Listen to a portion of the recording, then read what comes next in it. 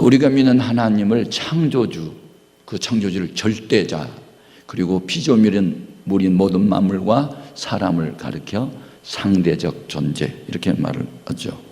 상대적 존재인 우리 인간과 모든 초목, 모든 생물은 절대자 하나님이 세워놓은 불변의 법칙을 거스릴 수 없습니다. 인간의 두뇌에서 나오는 과학을 발전시킨다 할지라도 이 우주 공간에 떠 있는 지구를 23.5도로 기울게 하셨는데 이것을 24도나 25도로 바꿀 수 없습니다. 23.5도로 기울어졌기 때문에 추나 추동이 이렇게 계속 반복돼서 오는 거고, 또 지구의 자전이나 태양의 공전을 일정하게 정해놨기 때문에 낮과 밤이 교차하게 되고 그렇습니다. 그런데 가끔씩 성경에는 이렇게 자연 법칙을 역행하고 이미 하나님이 부여해 주신 어떤 질서를 역행하는, 그것을 우리가 초자연적 현상, 그것을 또 기적이라고 말을 하는 것이죠. 그런데 우리는 절대자이신 하나님 앞에 피조물로서 서봐야 나의 존재를 알게 돼요. 이는 마치 자기 얼굴을 자기가 볼 수 없고 어떤 거울이라는 상대가 하나 또 나타나면 그것을 통해서 자기 얼굴을 비춰보는 것처럼 하나님 말씀을 우리가 읽고 듣고 배우고 그 말씀에 서봐야 내 자신의 영적 수준, 상태를 정확하게 알 수 있어요. 네. 예수를 믿고 교회를 다녀도 성령을 모신 사람과 그냥 인간의 이성과 지성, 어떤 지적 수준으로 그냥 이해된 것만 믿는 사람들에게는 어떤 한계 상황이 오면 다 번뇌에 빠지고 방황하고 누군가 원망하고 그렇게 되는 겁니다. 그래서 우리 예수님께서 잡히시기 전날 유언처럼 하신 말씀, 그 중에 강조한 말씀이 성령에 관한 말씀이 가장 많습니다. 성령에 관한 말씀이. 근데 구약 성경에는 그 모든 만민에게 하나님의 영을 부어준 게 아니고 특정인 몇몇 사람에게만 성령을 부어주셨어요.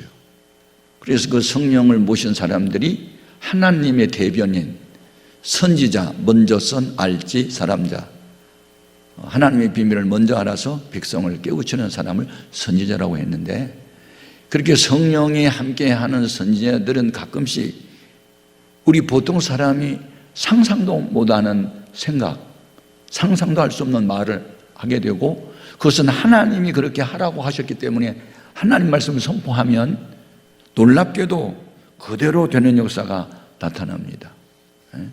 한 예를 들면 애굽에서 이스라엘 백성이 나왔어요. 가나안 땅을 향해서 앞으로 전진해 가다가 갑자기 홍해가 나타났고, 애굽의 바로 왕은 이스라엘 백성을 다시 잡아오라, 노예가 다 나가면 이 노동력을 누가 부청하랴, 잡아와. 그래서 군대가 또 추격이 오고, 그래서 진퇴양난에 빠졌을 때 하나님의 눈으로 문제를 바라보고 하나님의 입장에서 외친 사람이 있었으니 선지자 모세였어요. 그런데 하나님의 영이 함께하지 않은 일반 백성들은 애굽에 매장제가 없어서 우리를 끌어내서 여기서 죽게 하느냐 하면서 모세 원망하고 불평합니다. 그래서 이 하나님의 영이 함께하는 사람과 하나님의 영이 함께하지 않은 사람은 생각 자체가 달라요. 삶의 의미도 가치도 목적도 달라요. 그래서 예수를 믿어도 성령 받지 않고 교회를 다니는 사람은 어떤 어려움이 오면 다 거기서 무너져요. 그런데 하나님의 영이 함께한 사람은 어려움을 당할 때 기회로 삼아요. 이번 이 어려움 때문에 우리한테 엄청난 기적 같은 일이 일어나겠네, 이런 기대감이 있어요. 많은 사람들이 불신앙을 가지고 원망하고 불평할 때 이 모세가 백성들에게 하는 말을 한번 들어볼까요? 출애굽기 14장 13절 같이요. 모세가 백성에게 이르되 너희는 두려워하지 말고 가만히 서서 여호와께서 오늘 너희를 위하여 행하시는 구원을 보라. 너희가 오늘 본 애굽 사람을 영원히 다시 보지 아니하리라. 그러면 성령의 감동으로 외친 이 선지자 모세의 말대로 됐을까? 됐어요. 그날 이후로 그때 당시 출애굽했던 이스라엘 사람은 다시는 애굽 사람을 보지 않았어요. 하나님 못 보게. 어떻게? 그날 밤에 하나님이 강한 동풍을 불어오게 하사 밤새도록 바다 가운데 길을 내셨고, 그 길은 택함을 받은 이스라엘 백성은 구원의 길이 됐고, 그 길을 따라 들어온 애굽 사람들은 심판의 길이 됐어요. 그래서 이스라엘 백성이 다 바다를 건넌 이후에, 그 이후에 따라 들어온 애굽 군대가 그 바다 가운데 길 가운데 있을 때 하나님이 물을 합쳐버려 가지고 아주 수장시켜 버린 거예요. 저는 이 성경을 읽을 때마다 은혜를 받는 게, 우리는 이 바다 같은 세상에 같이 살아요. 그런데 여기에서 택함 받은 백성도 있고 택함 받지 못한 백성도 있고, 영적으로 이스라엘 백성도 있고 애굽 군대도 있는 거예요. 그러나 어느 한때가 되면 하나님 택한 백성을 다 온전하게 보호하시고 구원하신 날이 오게 되어 있어요. 그래서 우리는 더 많은 영혼들이 구원에 이를 수 있도록 열심히 전도를 하는 겁니다. 오늘 본문 말씀의 내용은, 그러면 성령이 너에게 오게 되면 어떤 일이 일어날까? 자, 13절 말씀 같이요. 그러나 진리의 성령이 오시면 그가 너희를 모든 진리 가운데로 인도하시리니 그가 스스로 말하지 않고 오직 들은 것을 말하며 장래일을 너희에게 알리시리라. 그래서 중요한 것은 성령님이 하시는 일 중에 오늘 본문 말씀에서만 주장하면 진리 가운데로 인도하는데, 모든 진리 가운데로 인도한대요. 그러면 진리가 뭐예요?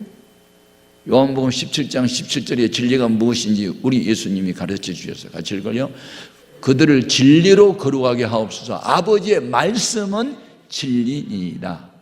신구약 성경이 하나님의 말씀입니다. 그 말씀이 진리예요. 그래서 성령을 받은 사람은요, 무슨 예언 기도 받으러 다니고 그런 데 치우치지 않아요. 예언 중에 더 확실한 100% 맞는 예언은 성경 말씀이에요. 그래서 이 예언의 말씀을 읽는 자와 듣는 자들과 그 가운데 기록된 것을 지키는 사람이 복이 있다고 요한계시록 1장 3절에서, 요한계시록은 모든 성경에 마감하는 성경이거든요. 요한계시록 그 이후에 하나님 말씀을 더 많이 받는다고, 계시를 받는다고 하는 사람들, 성경보다 자기가 하나님과 더 가까이 직통하고 있다는 사람들 조심해야 돼요. 예.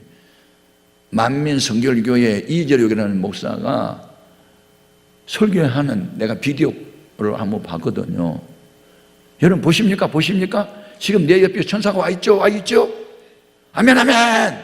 만약에 그거 못 본 사람은 지금 영안이 닫혔어요. 회개하세요. 그걸 내가 봤어요.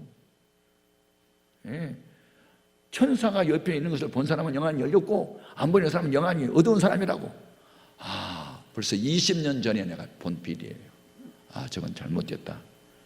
그런데 그렇게 계시 받은 사람이 지금 여러 신도들을 범해가지고 지금 감옥에 가서 7년 형 살고. 여러분 조심해야 돼요. 신령한 척 하면서 성경을 오버하거나 성경에 있는 말씀을 빼거나 더하거나 위험한 거예요. 그래서 성령님은 이미 기록된 진리의 말씀 속으로 우리를 끌고 가는 거예요. 말씀이 아니면 우리는 노, 말씀이면 아멘. 우리는 말씀대로 신앙생활을 해야 돼요. 말씀대로 믿어야 돼요. 왜냐하면 하나님 말씀만 진리이니까. 그 다음에 또 진리는 예수님 자신이 진리예요. 요한복음 14장 6절에 예수께서 이르시되 내가 곧 길이요 진리요 생명이 나로 말미암지 않고는 아버지께로 올 자가 없느니라. 여기에서 중요한 것은 신구약 성경이 진리고 그 진리 되신 말씀은 예수님을 소개하는 책에 불과해요. 그래서 성령을 주신 목적은 너희를 진리 가운데 인도한다는 말은 진리 되신 예수님에게로 인도한다는 겁니다. 예수님 안으로 들어가게 한다는 것입니다. 그래서 예수님의 마음이 내 마음, 예수님의 생각이 내 생각, 예수님의 모든 은행이 나의 은행으로 바꿔지는 거, 이게 성령님이 하시는 일인 줄 믿습니다. 그래서 성령 충만 받았다 하면서도 온유하지도 않고 겸손하지도 않고 계명을 지키는데 목숨을 걸지도 않고 하나님 말씀 앞에 아멘하지 않고, 이것은요 성령이 하시는 일은 절대로 아니에요. 우리는 진리의 성령이 우리에게 오시면 그가 너희를 진리 가운데로 인도했는데, 그러면 진리가 하는 기능이 있어요. 기능. 소금은 짠맛을 내는 기능이 있죠. 양초는 이렇게 어둠을 밝히는 기능이 있죠. 진리의 기능이 뭐예요? 자유케 하는 거예요. 자, 요한복음 8장 32절 같이요. 진리를 알지니, 진리를 경험할지니 진리가 너희를 어떻게 자유롭게 하는 거예요. 자유롭게 해. 우리는 두 가지로부터 자유를 얻어야 돼. 하나는 죄로부터 자유, 하나는 죽음으로부터 자유. 그러면 사망 권세를 이기신 부활의 영, 그리스도의 영이 우리와 함께한 증거예요. 그리고 죄책감으로부터 우리가 해방을 받는데, 우리가 죄를 안 범해서 죄책감에서 벗어난 게 아니에요.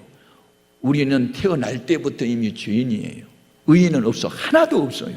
모든 사람이 죄를 범하였다고 로마서 3장 23절에 밝혔어요.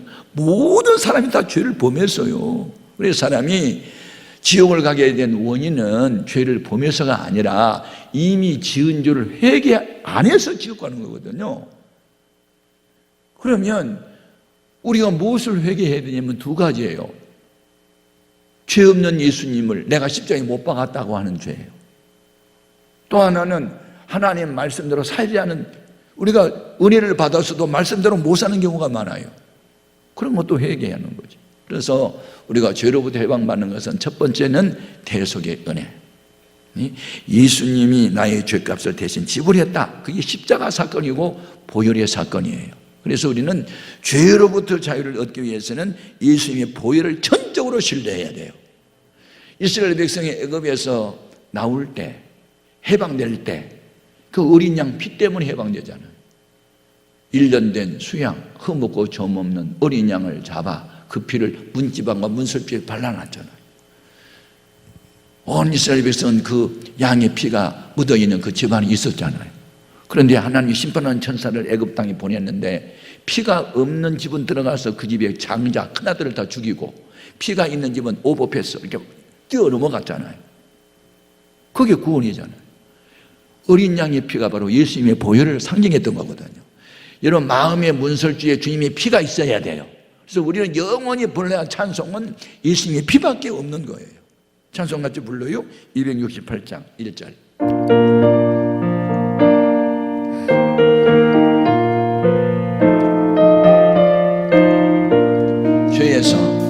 죄에서 자유를 얻게 하는 보혈의 능력, 주의 보혈, 시험을 이기는 승리의 참 놀라운 능력이로다.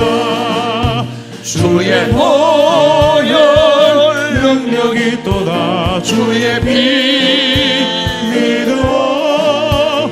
주의 보혈 그 어린 양의 매우 귀중한 피로다. 사도 바울이 이 대속의 은혜, 보혈의 은혜를 기억하고, 나는 이미 죽었던 사람인데 이 보혈의 피로 내가 구속함을 받고 대속함을 받고 구원을 받았으니 나는 덤으로 산다. 이 은혜를 무엇으로 보답할고 주와 복음을 전하는 살리라. 그러면서 성령의 매임을 받아 사역을 했으니 그가 가는 곳곳마다 어두움이 사라지고 질병에 걸린 사람이 고침을 받고 귀신이 떠나가고 죽은 자가 살아나는 이런 역사. 여러분, 죄사함을 받는 자에게 주의 영이 임하는 줄로 믿습니다. 그래서 성령을 모신 증거 중에 하나는 본인만 아는 것이 있는데 자유입니다. 자유. 네. 제가 죄를 회개하기 전에는 불면증으로 잠을 8개월 동안 못 잤어요. 네. 우울증과 함께. 그런데 성령을 받고 나니까 마음이 그렇게 기쁘고 편안하고, 단잠을 자고 나니까 그냥 몸이 쇠털처럼 가볍고. 여러분, 그래서 주님의 영을 모신 자, 성령이 함께하는 사람은 마음의 평안과 진정한 자유가 있는 줄 믿습니다. 고린도후서 3장 17절로 확인합니다. 주는 영이시니 주의 영이 계신 곳에는 자유가 있느니라. 아멘. 뿐만 아니라 나만 자유로운 삶을 사는 게 아니죠. 아직도 죄악에 묶여 있고, 가난에 묶여 있고, 번뇌에 사로잡혀 있고, 분노의 감정에 사로잡혀 있고, 이런 저 사로잡힌 영혼들을 자유케 하는 능력도 성령을 받아야만 가능한 줄로 믿습니다. 예. 무당에 거의 사로잡히고, 조상신에 사로잡히고, 알코올 중독자가 돼서 술에 붙잡혀 있는 이런 불신가족을 전도할 수 있는 능력은 성령의 역사밖에 없었습니다. 그래서 우리 예수님께서 사역을 하실 때 성령을 힘입어 눌린 자를 자유케 했다는 말씀이 누가복음 4장 18절 같이 읽어볼까요?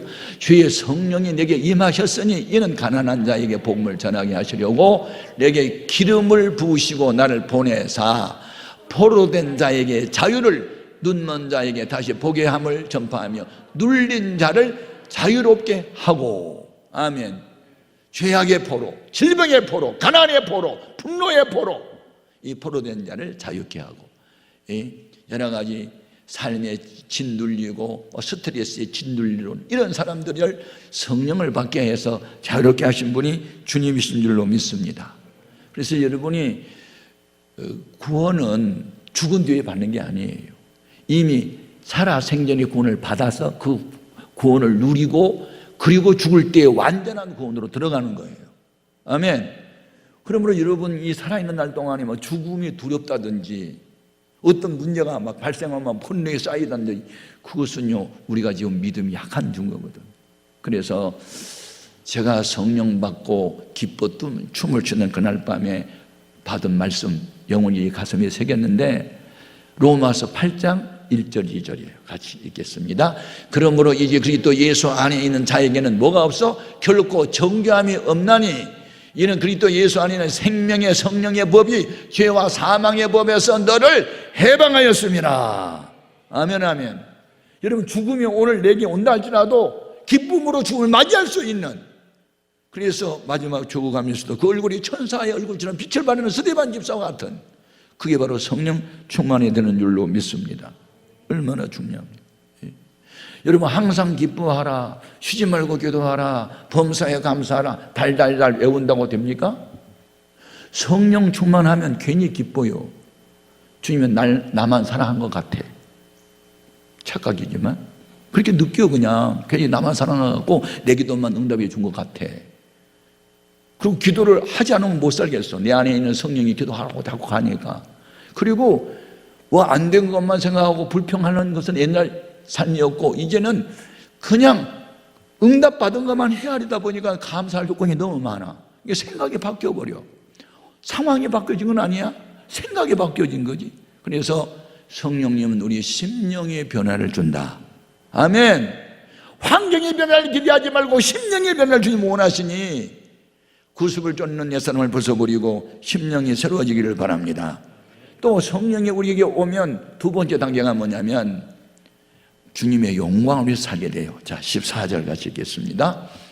내가 내 영광을, 그가 내 영광을 나타내리니 내 것을 가지고 너에게 알리시겠습니다. 그가라는 대명사는 성령이 내 영광, 나 예수의 영광을 나타내리니.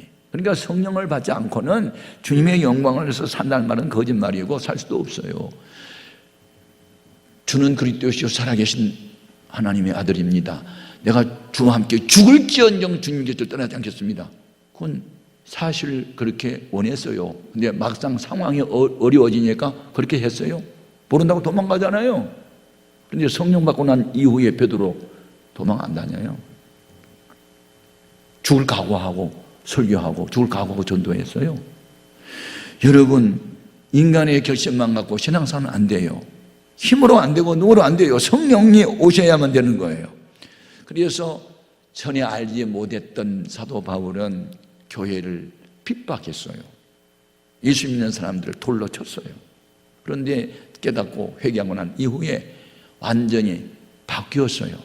성령님이 그 마음과 생각을 지배하니까 그의 마음에 간절한 기대와 소망이 하나 있었는데 어떤 것이었을까요? 빌립보서 1장 20절 같이요. 나의 간절한 기대와 소망을 따라 아무 일에든지 부끄러워하지 아니하고 지금도 전과 같이 온전히 담대하여 살든지 죽든지 내 몸에서 그리스도가 존귀하게 되게 하려 하나니 이는 내게 사는 것이 그리스도니 죽는 것도 유익하다고. 내가 죽어서 하나님 영광이면 난 죽음의 길을 가겠다고, 살아서 주의 영광이면 난 더 살겠다고. 사느냐 죽느냐가 문제가 아니라 하나님의 영광을 드러내느냐 안 하느냐, 이것이 더 큰 문제예요. 가치관이 변화해요. 이 세상에서 가장 고귀한 것은 천하를 주고도 받을 수 없는 게 내 목숨인데, 내 목숨보다 귀한 게 뭐예요? 예수예요. 주의 영광이에요. 죽느냐 사느냐가 문제가 아니라 주의 영광이 되느냐 안 되느냐가 문제지. 이런 가치관에 사로잡힌 사람이 누구냐? 성령 받은 사람은 그래요. 여러분, 이 같은 성령이 여러분에게 함께 하시기를 바랍니다. 얼마나 귀한 것입니다. 그리고 성령 받은 사람이어야 다른 사람을 바로 세워요. 그래서 교회, 학교, 교사, 셀 리더, 무슨 회장들, 교회 목회자, 이런 분들은요, 성령 충만, 재충만 계속 받아야 돼요. 그래서 그들의 영향력이 다른 사람들을 또 바로 세우고 일꾼으로 또 길러내고, 이런 사명을 우리에게 주신 줄 믿습니다. 자, 에베소 4장 11절 이하. 그가 어떤 사람은 사도로, 어떤 사람은 선지자로, 어떤 사람은 복음 전하는 자로, 어떤 사람은 목사와 교사로 삼으셨으니, 목적이 있어요. 이는 성도를 온전하게 하여 봉사일을 하게 하며 그리스도의 몸을 세우려 하십니다. 세 가지예요. 교회의 직분자들이 해야 돼.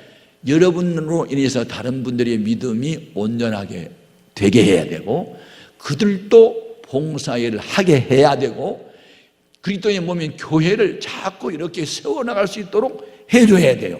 나 혼자만 잘해서는 아니고 나로 인하여 다른 사람들까지 이렇게 일꾼으로 키워주는. 그래서 교회는 두 가지 사명이에요. 이 에클레시아라는 교회의 명사는요, 여성 명사예요. 여자가 할 것은 두 가지밖에 없어. 애 낳고 애 기르고. 교회가 할 일은 두 가지밖에 없어. 전도해서 전도하고, 그건 애 낳는 거거든. 그 다음에 일꾼 키우는 거, 그거 양육이야. 그래서 우리 교회가 이 전도와 양육 두 날개로 비상하자, 그런 거잖아요. 여러분, 여자가 애를 못 낳고 애를 안 기르고, 그러면 옛날에는 여자의 기능을 상실했다고 해서 구박을 많이 받았어요. 오늘날 우리 교회는 애 낳고 애 기르는 어머니 같은 교회가 되기를 바라요. 아멘 하는 사람은 누구야? 그리고 이 일을 열심히 하잖아요. 그 하나님은 일한 만큼 복을 주시고 일한 만큼 상을 주세요. 그러니까 교회를 다니긴 다녀도 아무 일도 안 하는 사람이 있어요.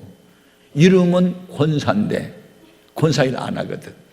이름은 집사인데 집사가 무슨 뜻이야? 잡을 집, 일사, 일을 잡아먹는 게 집사야.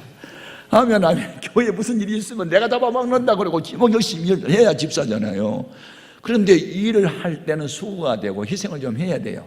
내 시간, 내 재능, 내 재물 막 쏟아붓고 해야 되니까 힘이 들어. 그런데 하나님은 그런 사람에게 100배나 더 많아지도록 복을 주세요.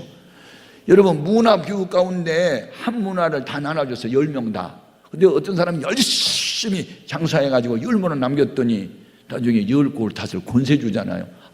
아무 이익도 안 남기는 사람 그거 뺏어가지고 있는 사람 줘버리잖아요. 그건 뭐예요? 복은요, 기도해서 받은 게 아니야. 복 받을 일을 해야 되지. 전도를 한다든지 양육을 한다든지 봉사한다든지 뭘 해야 되는 거거든요. 자, 누가복음 19장 16절 이하 보겠습니다. 그 첫째가 나와 이르되 주인이여 당신의 한 문화로 10문화를 남겼나이다. 주인이 이르되 잘하였다. 착한 종이여 네가 지극히 작은 것에 충성하였으니 10골 권세를 차지하라. 아멘.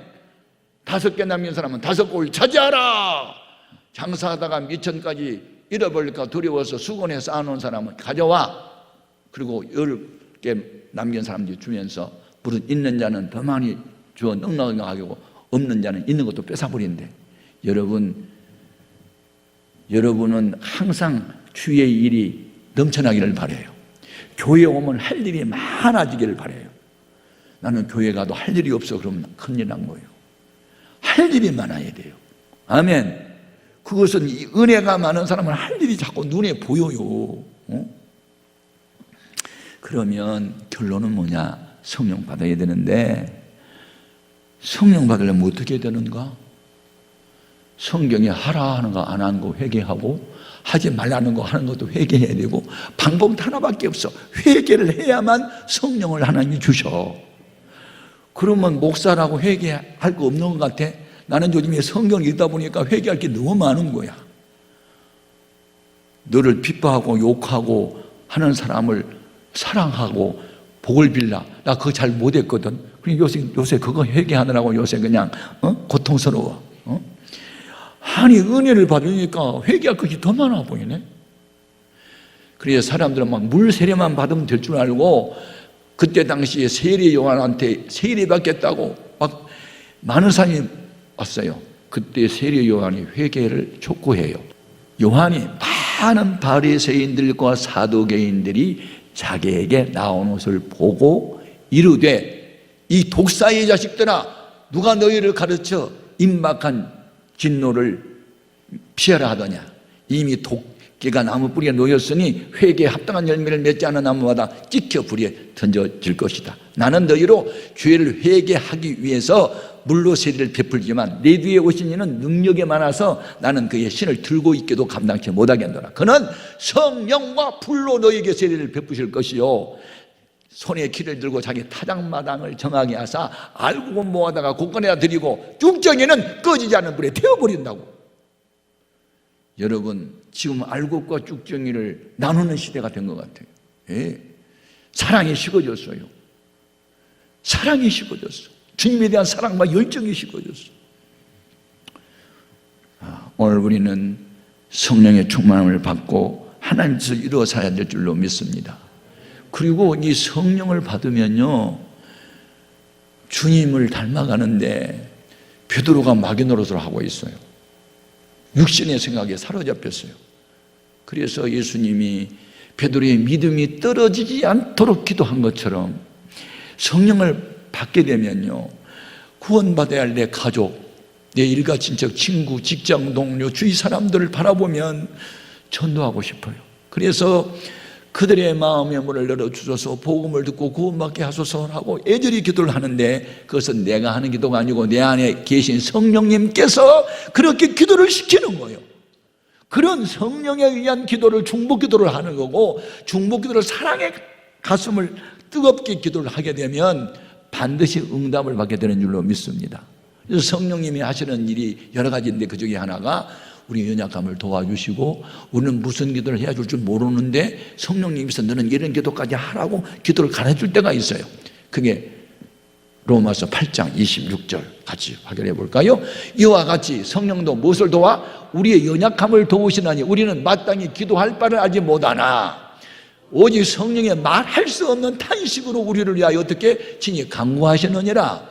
마음을 살피신 이가 성령의 생각을 아시나니 이는 성령의 하나님의 뜻대로 성도를 위하여 간구하심이니라. 이게 바로 방언기도예요. 방언기도를 하는 사람은 통변의 은사가 없으면 자기가 기도를 해놓고도 이게 무슨 기도인지 몰라요. 그러나 분명한 것은 방언기도는 내 영이 영적인 비밀을 하나님께 고하는 기도예요. 아멘. 그래서 통변의 은사가 없어도 혼자 기도할 때는 방언기도 많이 해야 되는 거예요. 아멘. 이 성령을 받은 주의 종들은요, 혹시 신방을 가잖아요, 찬송 부를 때 막 내가 울어요. 기도하다가 울어요. 예, 그 집 사정을 바라보면 울 수밖에 없어요. 근데 그 사람들은 안 울어요. 근데 내 안에 있는 성령님께서 울게 해요. 찬송 부르다가, 설교하다가, 기도하다가. 그게 성령님이 시키는 거거든요. 여러분도 좀 이렇게 성령에 매이고 성령의 감동을 따라서 신앙생활을 함으로 사람이 말을 잘한다고 전도가 되는 게 아니에요. 성령의 역사가 나타나야만, 천하 사람 다 예수 믿어 저 사람 안 믿어 할 사람도 성령의 능력이 나타나면 예수를 믿는 역사가 나타나는 줄로 믿습니다. 그래서 성령이 임하면 권능을 받고 예루살렘과 온 유다와 사마리아 땅끝까지 내 증인이 된다고 하신 거예요. 오늘 우리는 요한복음에 나타나는 이 성령, 주님이 떠나가심으로 보내주시는 성령, 이 약속을 받기 위해서 제자들도 열흘 동안 마가요한 다락방에서 목숨으로 기도하다가 오순절날 성령 임하게 되니 그들은 완전히 변하여 새 사람이 됐어요. 예수님이 하신 일들을 계속 이어서 할 수 있게 됐어요. 그들이 노력이 된 게 아니에요. 성령께서 그렇게 하게 하신 거거든요. 여러분이 예수를 붙들고 믿는 것보다 주님의 손에 붙잡혀서 신앙생활을 할 수 있고, 성령의 감동을 받아서 순종한 게보다 성령에 매여서 끌려서 성령 인도 따라 살아가는 이런 성령의 충만한 단계까지 가기를 주님의 이름으로 축복합니다.